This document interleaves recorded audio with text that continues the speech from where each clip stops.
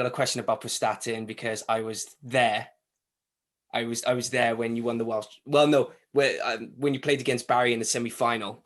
Yeah, that was. I don't remember much of that game, Barry game. No, I can't remember much of that game. I didn't even know we played Barry until you just said. Because I knew we played Newtown. It's coming to me now. Barry, the name, obviously. Yeah. But we must have played them away. You played them away, your play. It was neutral. We had to play at Newtown because in the semi-finals and the finals, you have to play neutral grounds, and it was in Newtown's ground. It was. Oh, okay. Well, that could have been the game, and Newtown game. Yeah, literally.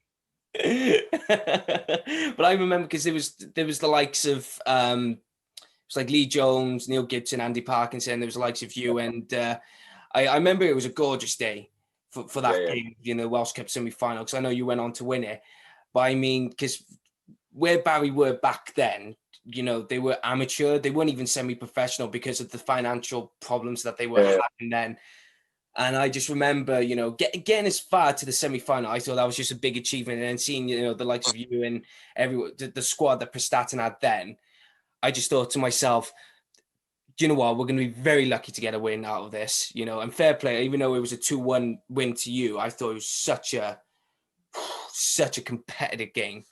Got a bit emotional at the end, but it was just how far, we've come, Yeah. So, well, we might as well give it a good start anyway. So it's just, on the, at the very beginning, in your youth career, it said you were playing for Aberraman. Because I look back now and there's Aberdare and there's Aberraman, and they've always had the name changes, and it just really confuses me. Sometimes you don't know who they're going to be most of it. So how did that start? What, the name changing? No, for you with Aberraman in the youth before you went to Swansea. Sorry. So as a kid, I've always played for Aberraman Bank Club. The team was called Aberraman Bank Club, and when I was playing for the Bank Club, my next stage was playing for Aberraman men, and I always knew I was good enough to do that at a young age. And I was playing from when I was 15, 16. I was playing for the men. Do you know what I mean? So I always wanted to play for Aberraman. So then when I got the opportunity at 15, 16, obviously I weren't developed properly, and then they were men, so I'd only play a couple of games. But I always felt comfortable. And then I was playing Aberraman youth team, and we'd play Cardiff, Swansea, and we normally beat them. And then kids are getting paid 40 quid a week, and they're supposed to be the best thing in Swansea and Cardiff. And we had a really good team, Aberraman did, and we beat them regular. And then Swansea asked me down for a trial, and never looked back. And I was on Cardiff's books 12, 13, 14, but that was just not going anywhere. I was just playing for Cardiff. I remember my first trial. I was cacking my pants in Triaris. I was in Triaris in the changing rooms on my own with my boots, my shin pads. It was loads of kids in the changing rooms, and the song that we're playing was "We Didn't Start the Fire." Oh yeah. That was that. Every time that song comes on, wherever I am, I always think about me sitting in the changing rooms listening to it, because that was the song that was. I was so nervous for my first Cardiff trial that song was on. I love that song. We've always had it at Jenner Park, and we've always tried to make a song out of that, but it just never happened. So luckily, you don't go down and go, oh, for Christ's sakes, But when you went to Swansea, how old were you then? Were you about 16 or 17? 17. I signed a 2-year contract. I was 17. I was the only one picked for that. Was it me and Spiteri? No, it was me and the left back.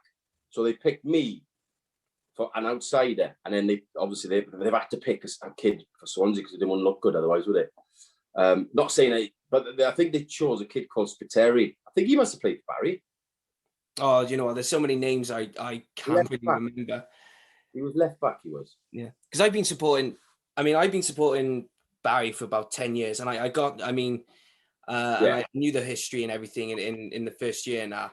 Because I did, honestly, when we were first messaging, you said you're not a Cardiff fan. I was, but I just stopped supporting them because of there was Barry and there was the politics, and I just thought, I've had enough. I just want I want football. I don't want corporate football, if that makes sense. Because it's like because the Premier when they did go into the Premier League the first year as Red and everything, the facade just broke down, and I saw everything. I felt that I saw everything. I thought, no, I saw what I needed to see, so that was it. Barry for me, local team, and never looked back really. So I remember I was playing. I think I was Abraman at the time, and Barry was the team in Wales. Barry, because they were obviously paying good money. They're ex-pros. There are a lot of ex-pros. Oh yeah, and it was Gary Lloyd's, getting the call up for Wales in the late 90s.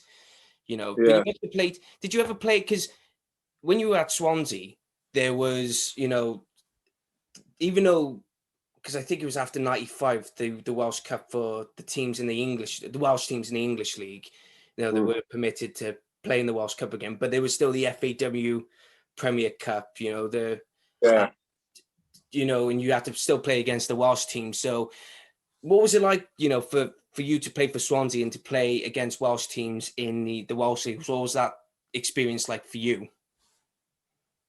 It was hard because obviously we were playing it with the gaffer would put a team out that was a proper mix. And then obviously if you're in the first team and then you play half pros, half the kids that was on the peripherals of the team, and then maybe one or two YTS kids. But obviously, every time you play against Merthyr or the lower end of the Welsh teams, they were just up for it.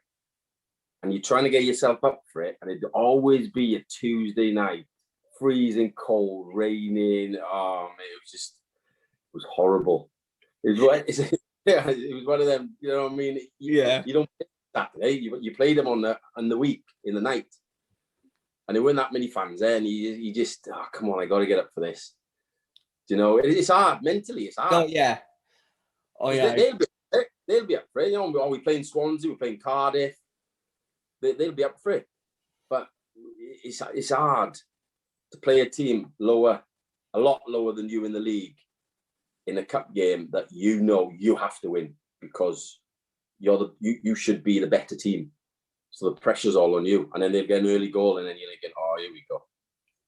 Yeah, because there were times where friends of mine, when Barry did play against Swansea, and there would be times where Barry have captured a result, a 2-0 or 2-1, and it was just, and even, like the BBC Sports Wales then back in the day would always say it's a shock, because of, where the standards but the similarities of the teams, but it was always great to have that sort of connection with the Welsh League and the Welsh clubs in the English League to still be playing against each other. I think that's what's missing now, because I think the mentality's it's gone, because people, I mean, I don't want to be grudging people for, having an opinion or a thought of it, but I always thought with the FAW Premier Cup, it always brought the teams together to still, keep up with each other and but it's like Adam and Swansea now. I mean, Swansea, fair play to them. If they don't go up this season, I don't know what's going on. They do deserve. I don't really watch football much, mate. My work, I'm doing 12-hour days. Oh, is it? I'll come home and I'll go straight to bed, mate. I just can't. I haven't got a clue what. Like I live near Leeds, and obviously I'm a gas engineer, and all my friends are all my network are Leeds fans, 90%. And they just on to me all the time, Leeds this. I'm like, mate, I have not got a clue what you're on about, because I don't watch football. And they're like, did you see? Like, obviously Bamford. And then some kid, when one of the Leeds fans went, who was it? It was a winger. I prefer the Leeds winger over someone else. And it was, who was it? Might have been Fernandes, someone new. Oh, Bruno Fernandes, was it? Yeah, and I was like, He said, no, I prefer this Leeds winger over Fernandes. I think it was Fernandez. I was like, what are you on about? Seriously, you fickled. But that's where it's their team, innit? So I get all the time, getting me all the time. I'm like, mate, you got to stop there because I don't know anything. I've seen now and again Swansea results now and again. Yeah. There's still, hold a special place in your heart, with Swansea. I know you say you go and look them up. But Swansea's probably first team. Yeah. That I look for. What was the South Wales derbies like then for you then with the Cardiff and the Swansea derbies? Class, mate. It was class. I remember one of the first ones I played in. I think it was away because Keith Walker scored a volley on the edge of the box, and we had a bus all the way down with police. The police were just I come from Aberdeen, right? So as a Swansea player, we allowed to swear a little bit. Yeah, go for it. Oh yeah, I get shit all the time, mate. I get Cardiff. It was 90% Cardiff at the time at Aberdeen. So being a Swansea player, it was constant. And then obviously playing against Cardiff, being a kid at Cardiff and then being let go and then going to Swansea being a pro, you always have that grudge against Cardiff. I did anyway because it's Cardiff and Swansea and just dislike. I can't say hate because I played. You just dislike. The fans hate each other, but and I've always wanted to beat Cardiff more than any other club. You want to win, obviously. Every game I play, I want to win. But Cardiff, I want to win by 5 or 6 or 7 or 8. And just going down and like I said, because I'm from Aberdeen, I'm not caring the world. Do you know what I mean? Family are down to earth. All my friends are down to earth. But the Cardiff fans are just bang, bang, bang. And I just couldn't wait to play. And the first game, I remember Keith Walker scoring the volley edge of the box. Unbelievable, man. I'm beating them on their own soil as well. And then coming home, and then they're all quiet then, and then all the Cardiff fans are quiet. Wow, who are we going to win? You know why? When you mentioned Aberdeen, because my BAMP, my dad's BAMP, well, he died. Well, he passed away a few years ago. But for the last 20 years, probably last 20 years of his life, he lived in Aberdeen. So we always went up to Aberdeen to go and visit him. And for a kid like me, when we went up to Aberdeen, it seemed like it took forever for some reason. I was thinking, oh, they're driving, but now. Did you go when was the new road built? Was it recently or? Well, I gotta think about this now. So he passed away in 2012. So. All right, yeah. New road. My first time for Swansea, we had to go down the single lane road through Neath. And they were building the new road, the new carriageway. And then a couple of years, it must have been 3 or 4 years after I signed with Swansea, the carriageway was open, which takes off about 15 minutes. A lot. I like Aberdeen anyway. I mean, because every time I went to go and visit, like I said, my BAMP over in Aberdeen, it's just a lovely place.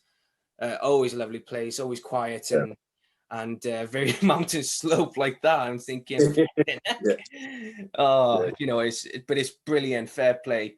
One of the things that one of my mates who's from Swansea, I don't know if you listened to podcasts recently, but there's a podcast channel called Ambition is Critical, and they're a Swansea based show, and they mentioned your name and I had to bring you on, but then they mentioned Jan Molby as well when he was managing Swansea. So what was, being a former Liverpool player and he was in charge of the Swansea team, and he was playing for Swansea, or he did play for Swansea as well.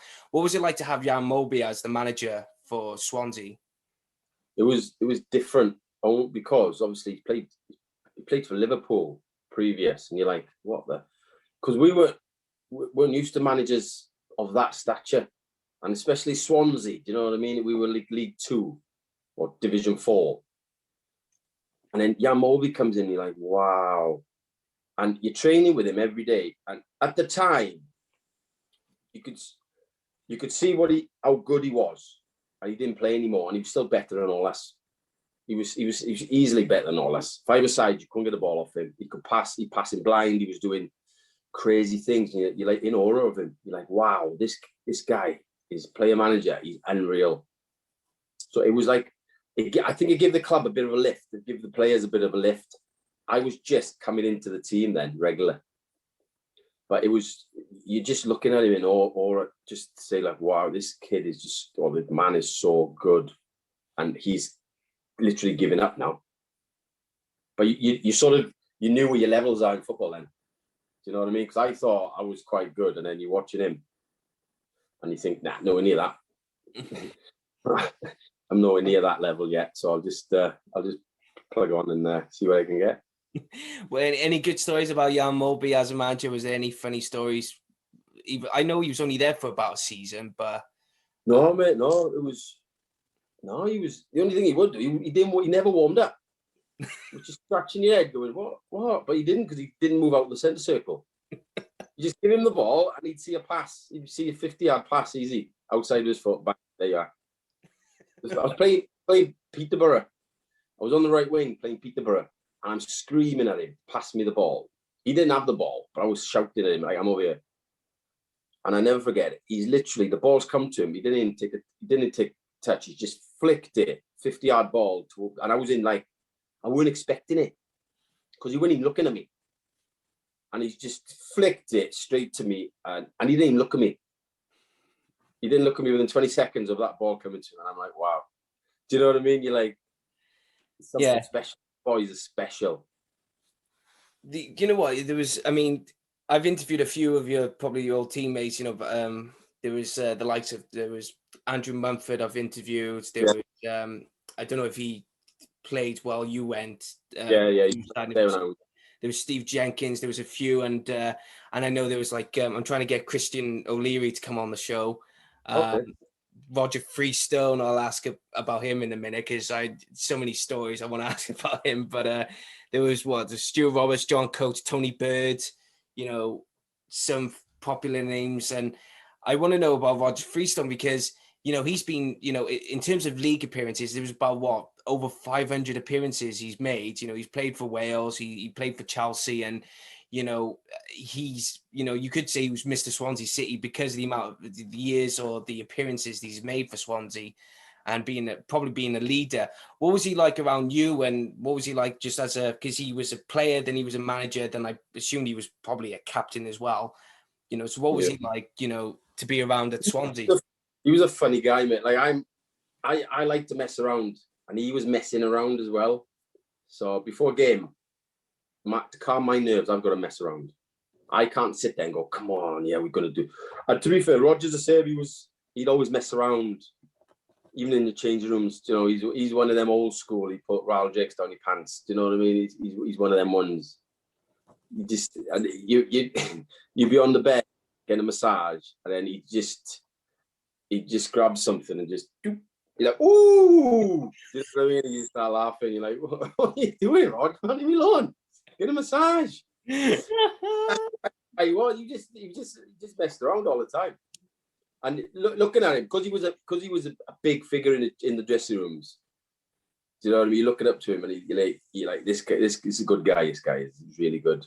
And like you say, because I messed around, he sort of calmed my nerves a bit, because I was a young kid as well, coming in the team.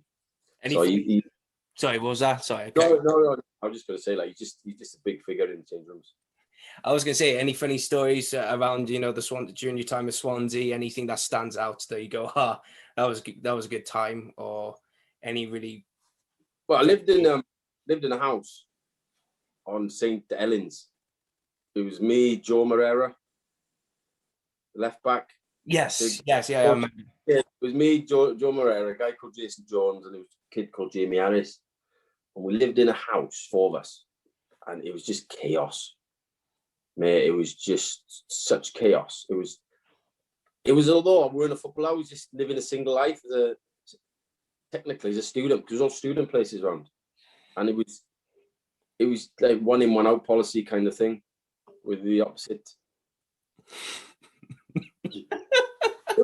Crazy, mate. It was just because I'm in training, and Alan Curtis come in training, and he's like, you forward, we need to see you. We're like, what? What's up, Al? What's the matter? You're mate, we've had complaints. I know where they were like, he's gone, and the sheet was massive, long sheet. Right? I was like, what's this? Of all the complaints. And he's like, you need to move out the house. You have to move out the house. I've had too many complaints. You have to move out the house. Because Alan was always on my case, which I'm glad he was. Because I think I would have gone off the rails otherwise. But he was always on my case in a good way. He was always trying to keep me on a straight and narrow. But yeah, it was that house, mate. It was the demon's house. So I had to move out and get back on the straight and narrow. It were crazy times. You know, when you I think it was late 90s, probably going into the early 2000s, probably 1999 season. It was around that time you won the third division. Yeah. When you won the third division, what was the who was the manager then? I could. John Ollis, yeah, he was, played for England. He's played for a few clubs, probably the experience. And but when you won the third division, what was that like for you to achieve, promotion up a level, and especially for Swansea? The last game, it was Rotherham. We played Rotherham the last game, wasn't it? Rotherham needed to win the league, and we only needed a draw. And that game was just. It was the worst, weirdest game ever because the fans were on the goal line. The fans had come in and encroached. We had about 10 minutes left, and the fans were on. It was like Sunday League. Do you know when the parents stand on the side of the touchline? There was thousands of fans just on the touchline, just behind the goal. Swansea fans and their fans, and we were like, "What's happening here?" Do you know what I mean? Like, because we were 1-0 up. I got a penalty. Boundy scored a penalty. I got it, as you do.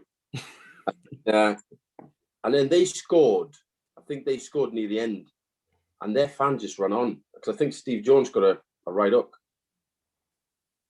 in the game. Yeah, fan run off a right hook, and they were their fans just running everywhere. You're thinking this is going to kick off now because the Swansea fans were there, and it's like, oh, they ain't the ones just to stand back. Do you know what I mean?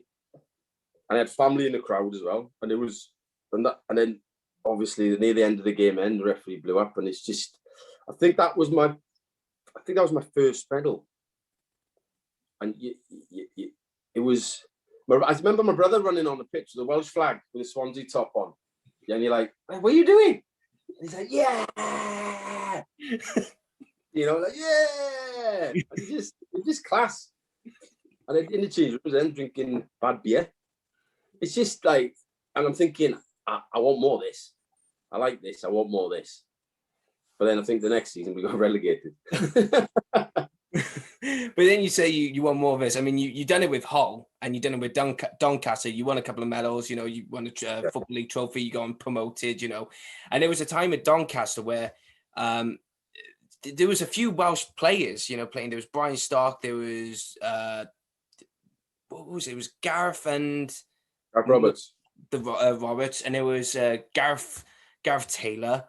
So was it Gareth Taylor? Yeah, there was a bunch of. I don't Gareth Taylor. Where did we go? Gareth Roberts, Stocky was. One there. I think I got it here. Got my notes. Yeah, literally have my notes. What was it? Oh, here we go. So it was Gareth Roberts, Neil Roberts, Brian Stock. Yeah. And Gareth Taylor is saying as well.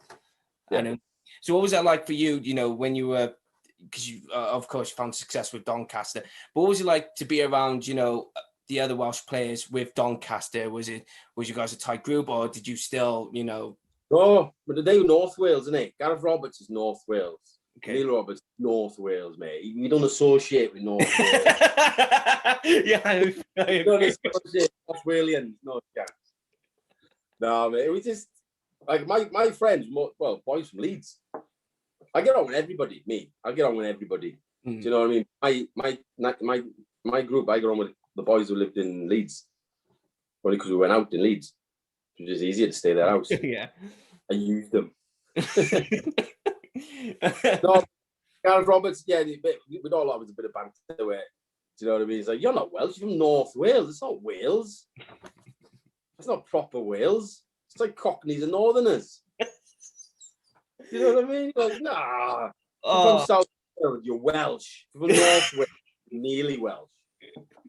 Nothing ever happened at North Wales. Do you know what? I got to tell you a funny story, and it had something to do with Prestatyn, but it wasn't it wasn't the Welsh Cup semi-final. It was when Barry and Prestatyn got promoted to the Welsh Premier League a few years afterwards. Yeah. And we went up north to go and watch the opening game of the season on coach. And as we got there, we all set up our flags and a bit of a drum and to get the fans going. But all around us, right, we can hear, because some of it, you know, with North Wales, they got a bit of a mixture of a Scouse and a Welsh accent going on. Yeah, well. But it was Lancashire. It was like Lancashire or Yorkshire accents all around. I was thinking, what the fuck are they talking? It's like if we crossed into Manchester without even knowing, and they just it was ridiculous. I mean, it was just weird, and we lost that day, but oh well, you know, we got back afterwards. Lost to England team, English team. Oh yeah, literally, it was like, well, but do you know when so after you left Swansea, what was it? Was it because, you know, you wanted to go on to bigger and better things, or did the? Oh, I left Swansea because they were paying big money, and I just wanted similar, but they couldn't do it. So I said, all right, well, I'll leave. Because I was getting stick for being a money grabber. And I said, no. I want to be what I'm worth. That's all. I just want to be what I'm worth. If they paid me that, I would have stayed. Same as everyone else. If they paid me the same as everyone else, I would have stayed, but they couldn't. So I said, I'll leave, which was weird because when I left Swansea, I didn't have a club.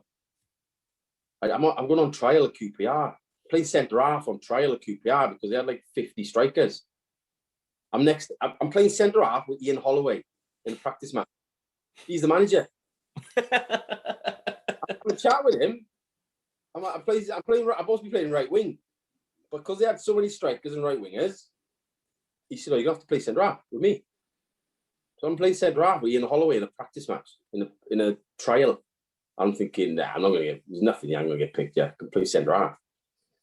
Not that I haven't. I play centre half for Swansea, but I was just thinking, what am I doing? Have I made a mistake? Yeah, leaving Swansea, and then Brentford come up, and that was a weird first experience, Brentford, because I met the chairman of Brentford, Ron Nodes. He said to me, "Oh, I'm coming down to Swansea. Come and meet me, and then I'll sign you up. I'll give you a 3-month contract." I was like, "Eh?" But I didn't have a club, did I? So I couldn't say no. So he went, "No, I'm going down to see my mate in Swansea somewhere. So I'll meet you so and so." So I followed him. I had a little Fiat Punto. So he's come around his convertible Merc.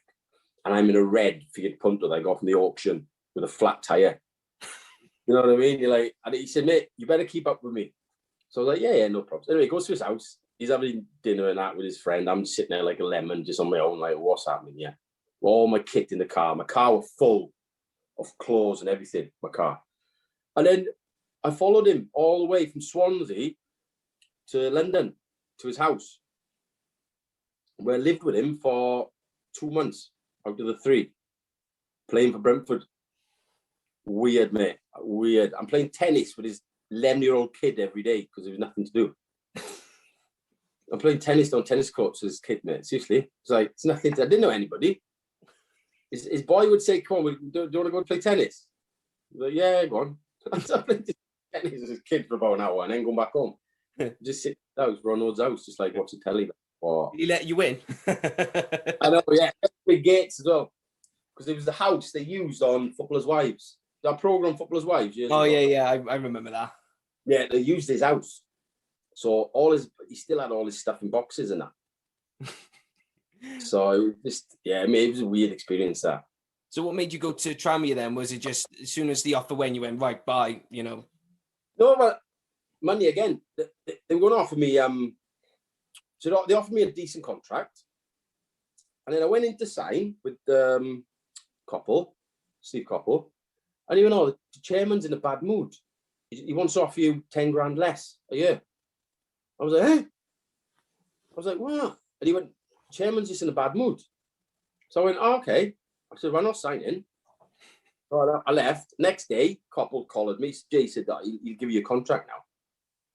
I went, "Oh, okay, can I see you after training?" Okay. So I went back after training. He went, "He's in a bad mood again. He's going back down to the original." I was like, "Oh, I've had enough of this." So my agent said, I've got you Tranmere or Oldham. Which one do you want? And I said, oh, well, I'll try Tranmere. It was Ip Dip Cows Ultra, didn't it? I think it was Tranmere. So I decided Tranmere. But I knew they were a big club. They just come down as well. Oh, they're a big club. They want to go places, and they're signed from, and they were doing pay cuts everywhere, weren't they? Left, right, centre. Because they were boys on good money that come down, and I think Tranmere just wanted to get rid of the bigger boys, as I call them, on the bigger money. You eventually that was a bit of a 12, didn't you? What's that? Sorry. Did you go to Oldham sometime later in your career anyway? Yeah. Went on loan. Yeah, I went on loan from Carlisle, I think it was. Because there was because when you mentioned Oldham straight away, I was like, wait a minute, you played good. Because even though I always say to, it's like I had Lee Fowler on the other day, and it's like a lot of people always say about the amount of clubs you played for, right? It's like a lot of people say, oh, that's a bad thing because you go into all these clubs. It's like, well, maybe not, because you don't know the story behind it.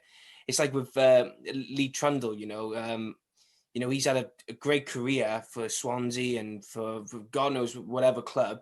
He's had success, and and a lot of people are saying, about the last few clubs that have been in the Welsh League divisions where he's bouncing around. It's like, well, no, maybe because he wants to play, and because these are the clubs that he could play for, because he's living in Swansea and he's an ambassador for Swansea. You got to look at it from that perspective.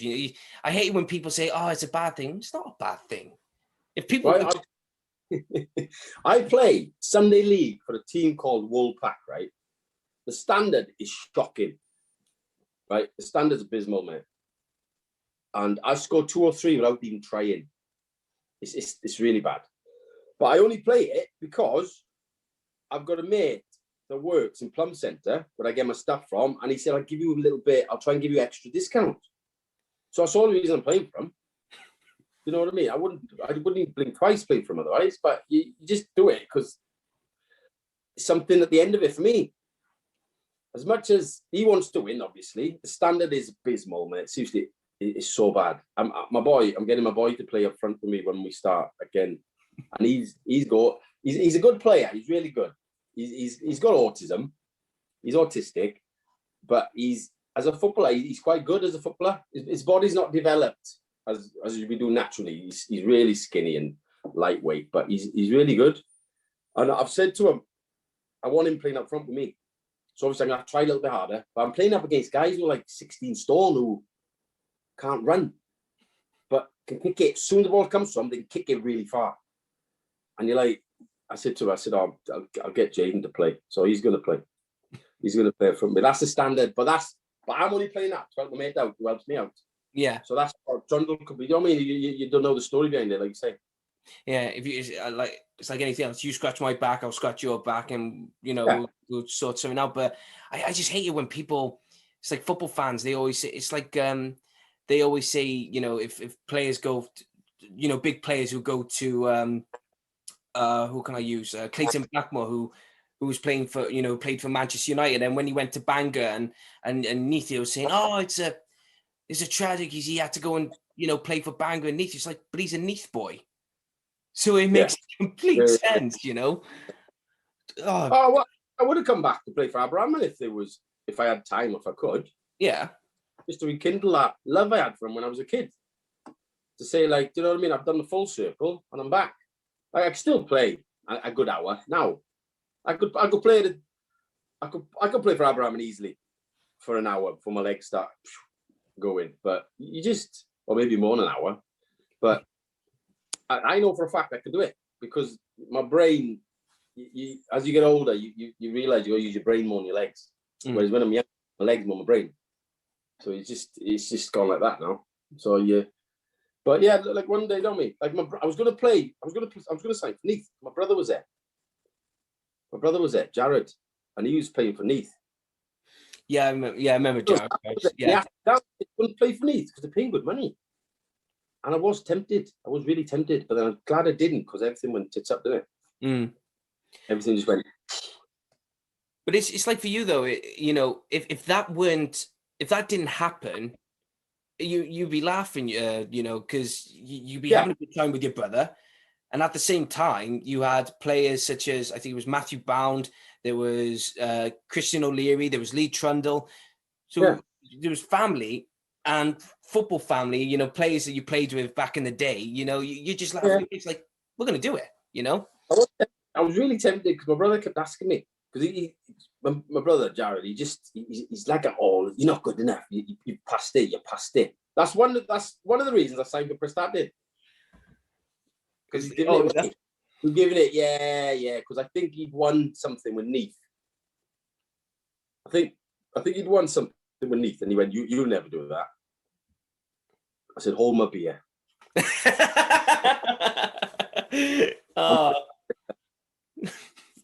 Welsh Premier League, and you won the Welsh Cup. So won a winner.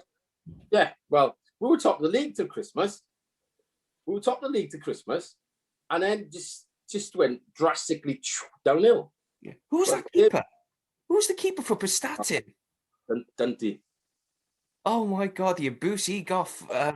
Oh, bless him. Yeah, worldie. In the final, absolute worldie. That's what I mean, because I remember, because I got a few mates who support Port Talbot Town Football Club. So I go and watch them. And I remember it was Prestatyn against Port Talbot. I don't know if it was a playoff or it was something. When was this? I wasn't there, was I? I think you were there, because this was around about the time. I played against Port Talbot. Yeah, I played one game against Port Talbot, yeah. I don't know if it was, because it was, I think it was a midweek game, or it could have been a weekend game, because I remember being there. Miles away. Yeah, but, but the Prestatyn keeper was just getting so much. I get every week, you get it every week. But I think before the Welsh Cup, he took a Viagra. Mate, he was on fire. Like he did for the season. He made silly mistakes, a couple of silly mistakes where you think, what are you doing? But then he put a couple of good saves off, and you're thinking, well, that's who you should be like all the time. But then obviously the final, well, he was on another level. He's pulling saves out from top corners and that. You're like, what's happening here? But he saved us. He saved us from a possible draw. Do you know what I mean? Because I know we won 3-1, but he pulled some great saves out. He saved the penalty. Did you play in? Because with the Welsh Cup, you went on to play in the Europa League. Did you play in Europe? No, that was a bit weird. Because I think Gibbo had the wrong end of the stick, because I put on I think it was Facebook or Instagram, anybody want to sign a striker? So he must have took it as I'm not playing for him, because they didn't ask me then if I wanted to play in the European. I was like, it's a bit strange that, because I would have played obviously, but it was because one of my best mates, Paul O'Neill, he asked me to play for Prestatyn, and then he phones me up. He said, "Do you want to play?" I said, "Gibbo phoned me, I'll play." But Gibbo never phoned me, which is a weird thing. So I didn't play. Did you get down to the bottom, or did you think, No, I mean, I just thought, because I wasn't going to play for him the following season, because it was too much. It's too much travelling. Because I was living in Leeds, and I had to get to Prestatyn every Saturday. And I got kids, and my business was just starting, and I couldn't do it. So what was the if there was ever a club, whatever club that you played for, that apart from maybe Swansea, because you were there for a good few years, but was there ever a club that you felt that you could have stayed there a bit longer than you expected? Hull. I could have stayed at Hull, because the story behind that was I'd had the best 5 weeks of my career, mate. I'm playing against Leicester, Sheffield United, Sheffield Wednesday, scored against them. I had man a match against Leicester, played against Stoke. We'd gone on the November, December, and a bit of January. We went on a good run, and I was scoring, and I was playing. Nobody could stop me. I was in the zone, right, as they say, and I was on fire.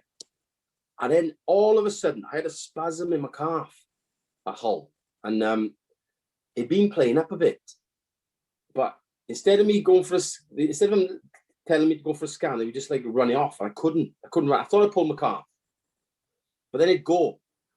So they thought I was messing around. And we were playing Reading away. And I was looking forward to the game because I was on fire. Confidence was there. And I'm thinking, nobody can stop me. And on the way down, I was on the back of the bus and with the bigger boys. Because I got my, you know what I mean? Because I was one of the bigger boys. And my car started pulsating again. And I was like, oh, please don't. And I iced it. And then that night, I said to the physio, I said, I can't play tomorrow. My calf's gone again. And Peter Taylor just lost his head. And then the following week was international break.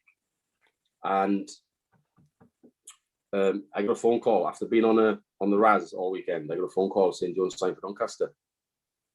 So I just went, yeah, go on in. Because I'm easygoing, mate. If somebody says to me, I'm like, yeah, whatever. I just don't want any dramas, blah, blah, blah. But if I should, looking back, hindsight, I'm glad I went to Doncaster because I've learned a lot. But I could have stayed at Hull to better, because we were in Championship. Maybe, because I know it's hindsight, looking back, it wouldn't have happened, but because they got promoted, didn't they? 2 years later on, they got promoted to the Prem.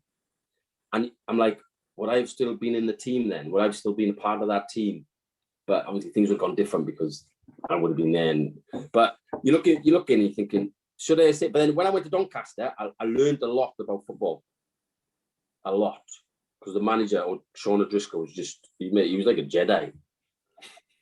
He was just asking me questions of, as if I was a schoolboy again. And he made you think about the game. Do you know what I mean? And I know I'm veering off, yeah, but I played. So Doncaster, the manager Doncaster made me think about football. Whereas I'd be playing and I'd be going on the pitch to play. You got your tactics, but Doncaster, I was learning.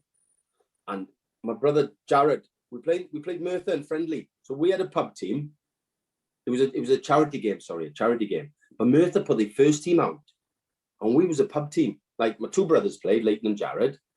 Even my boy come on a sub. My boy, he come on a sub, and we had a defence of rugby players. Do you know what I mean? And not rugby players, but I think it was a 50-odd-year-old kid, centre half. Anyway, long story short, within 10 minutes, I knew all the Merthyr players. I knew their pros and cons. I knew straight away what they're good at and what they're not good at. So I'm running to them, and I knew which direction to run at, where what pass they've got. Because my brother turned to me and went, Jay, why are they always passing it when you run to them? I went, yeah, because I've worked them out, mate. I know where they can only pass to and what pass they've got on and what they're good at. I knew straight away. And he's going, all right, I didn't see it like that. And I'm thinking, well, okay, because obviously you're not played at the level I played at, but that's what we do. You work out your players. I knew the 11 players. I knew straight away. Well, not straight, but within 10 minutes, 15 minutes, what their attributes are. But that's the difference of learning about football. You know what I mean? Yeah. Because it's like with just like multiple clubs, you know, you got to know who you're playing against, you know, and you got to know this. It's not just the physicality, but like I said, the mentality of the game as well. It's like you got to psych them out, and you know where you got to stand with the players and that. Because we were the lesser team, a lot lesser, because it was just a shambles. Because they had the first team and we had a pub team, and I had to try. But luckily, I trained. I'd done a good 3 weeks. I'd gone to the gym, which is a swear word for me. But I'd gone to the gym 3 weeks, solid training myself. I'm glad I did. And because otherwise I would have been a little mess. But it was like I felt comfortable when I was playing against them. I didn't feel, obviously I'm not sharp as them, because them boys were quite sharp. But you know, I wasn't losing the ball or anything. It was just, I don't know. I played centre midfield as well with my two brothers either side of me, so they would breathe out their ass. Go learn. You got to know when to run. See. Do you know when going back? Whilst you were at Swansea, you know, you played for the Welsh 21s. You know, made a few caps and everything. But did you make any appearances for the first team? Was there ever a call up for you, or? I played. So I was playing for Swansea, right wing. I was playing Wales centre half. I played for 21s as a centre half, and we played Belarus. And Belarus, the tallest kid must have been 5'5". So I'm bringing balls down on my chest. I was like Maldini, mate. I'd man the match. I was unbelievable, right? And I was quick in them days as well. And then Mark Hughes said to me, I'm thinking about putting you in the first team squad. So I said, yeah, no problem. I said, I'm ready for it. And then just before, at the end of the game, he went, I'm going to take Llewellyn, is he? Only because he's had experience. And I'm thinking, well, you don't get experience unless you're in the squad. So how am I going to get experience if I'm not in the squad? And the running joke is what I say. I must be the best Welsh player not to have a Welsh Cup. Because I'm playing Championship and they were picking boys from League Two. And I'm scratching my head going, how is this even possible? I'm playing regular in Championship for Doncaster. I was a Hull as well. And they were still picking boys in League Two who'd played for them before. And I'm like, well, I'm playing against ex-Premiership players, yeah. And you're still picking boys from League Two, League One, because they've been in the team for a couple of... But it's different standards. Do you know what I mean? But yeah, like I say, it's a joke. I'm not... But I say I must be the best Welsh player not to get a Welsh Cup. Yeah. And it was... Do you know what? Because it's a funny thing, right? Because on your... and loads of footballers, that on your Wikipedia account, right? Oh, yeah. It's so funny. It says... It doesn't say Wales in 21. It says Wales, 98 to 99, 12 caps. I thought, fair play to him. Always phoned me up and changed it, didn't he? One of my the Leeds kid, he phoned Jim, on your Wikipedia, I'm going to make you 6'7". I was like, what? Have a look, I'm 6'7". I'm like, no, mate, I'm only 6'2". I'm like, what? But yeah, a couple of people have changed it, haven't they? So it's like, yeah, man. Yeah, but it's my Wikipedia page is all messed up at the minute. Yeah, it's just like there's a few clubs. It was one of this, and then it's going into all the other clubs, you know, in non-league and pub teams and everything. You know. Oh yeah, that's quite funny. Yeah, because I was like trans. I was just nipping. I was just picking teams. I was just going to play for them. Yeah, because you get with a game, you're like, well, I'll do. You know what I mean? You don't really turn up on a Saturday because the standard ain't as good as what you used to. So you just pick up a couple £100 in your back pocket. It's like next you know, you'll probably be playing for the Nags Head FC for the pub. The Wolfpack. The Wolfpack. Yeah. It's that Wolfpack team, mate. It's just, yeah, it is what it is, isn't it? Yeah. So probably the final question then for you, mate, and I've had one heck of a time doing this podcast, and thank you for coming on as well. Is how do you look back on your career? Are there things you could have done different, or are you proud that what you've done and what you accomplished? No, well, I got promotion with Swansea. I got if I stayed at Brentford, I would have got promotion with Brentford, but I went Tranmere because I think they say round hole, round pegs. We had a phenomenal team, but I left because of obviously my wage was going up and down. Obviously, I got promoted twice with Hull. I got promoted with Doncaster. I got me Johnson's Pink with Doncaster. I actually got a Johnson's Pink for Carlisle as well. I didn't play in the final game because I was on loan, but leading up to it, I'd scored a couple of goals and I was in regular team. I got promotion with Millwall when we beat Scunthorpe in the final. I was in the team up until the playoffs because I played in the first playoff game, but I pulled my hamstring. And then I did for Sky Sports for the Leeds game. I got that, and then obviously I got my Welsh Cup. But looking back, I don't regret it, but I think if I stayed at Hull, that's the only thing I do looking back. If I'd stayed at Hull, could I got in the Premiership? Would I've still been picked as a Hull player? But then signing for Doncaster made me into a different player, made me learn more about the game. So you try to weigh things up. Should I, would I, could I? You know, I don't regret anything, mate. I might have, like you say, well, Alan Curtis kept me on the straight and narrow. I think if he hadn't done that, I would have veered off. Don't tell my parents that because I get a slap. I'll probably get a clip cut.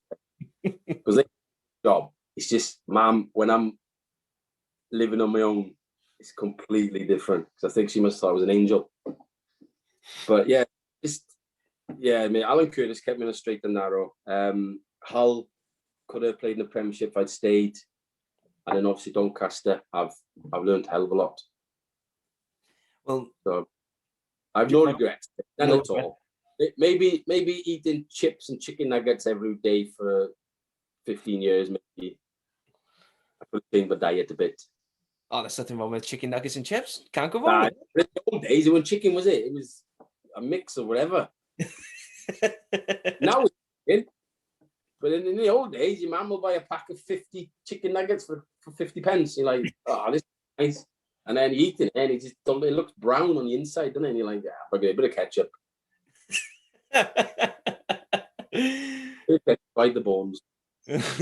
All right, Jace, thank you so much for coming on the podcast and talking about your career and having a lovely chat. That was absolutely fantastic. So I wish you all the very best, and whatever pub team whatever team you're playing for next, let me know. I'll come down. I'm up for that. No, you don't want to, mate. You'll be 20 cans in. That's fine with me. All right, take care, Jace. Yeah, no problem, mate. See you in a bit. See you in a bit. Bye-bye.